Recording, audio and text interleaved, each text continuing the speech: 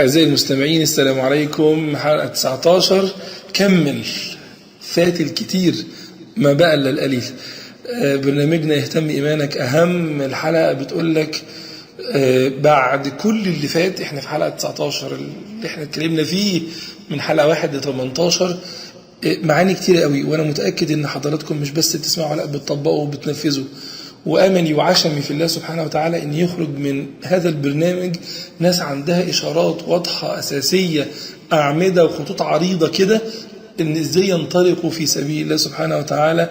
ففات الكتير، فات انك يعني الحمد لله خدت خطوة ان الايمان هو التصديق، خدت خطوة ان الايمان فكرة لازم تملك كل وجدانك، خدت خطوة انك تتعرف على الله سبحانه وتعالى وان كتاب الله المقروء والمنظور، خدت خطوة انك تقاوم وتستمر، انك تختار صحبة صالحة، انك تعيش الايمان سنة كاملة. في البداية هيبقى صعب، بعد كده هيبقى حلو وسهل. خدنا خطوة ان الايمان حياتك كلها لله. حلقة 13 عمارة الارض، فكرة ايمانية. بعد كده اتكلمنا عمر الارض ايمانك، وبعد كده 24 ساعة مؤمن. 3 حلقات فات كتير من اللي انت المفروض تعرفه. كمل. بعد كل ده خسارة تقع، بعد كل ده خسارة نبص كده حوالينا ما نلاقكش. انت قلبك طيب قوي، انت فيكي خير عظيم. كملي بالله عليكي.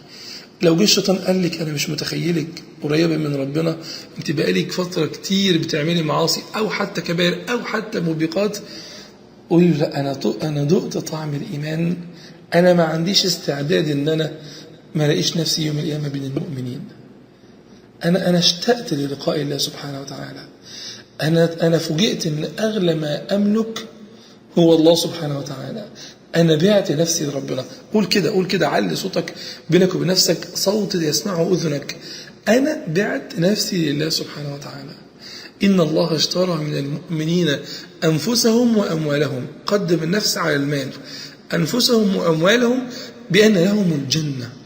يا رب أنا عايز الجنة عشان أشوف وجهك الكريم، وعايز الجنة علشان يعني أسمع سورة الرحمن تتلوها علينا بنفسك. أنا مكمل، أنا مش هرجع، أنا مش هنتكس تاني، أنا يعني مش هنسلخ من الآيات اللي أنا سمعتها. ربنا إننا سمعنا مناديا ينادي للإيمان أن آمنوا بربكم فآمنا. ربنا فاغفر لنا ذنوبنا وكفر عنا سيئاتنا وتوفنا مع الأبرار. رددها، هتلاقي حلاوة كبيرة في قلبك.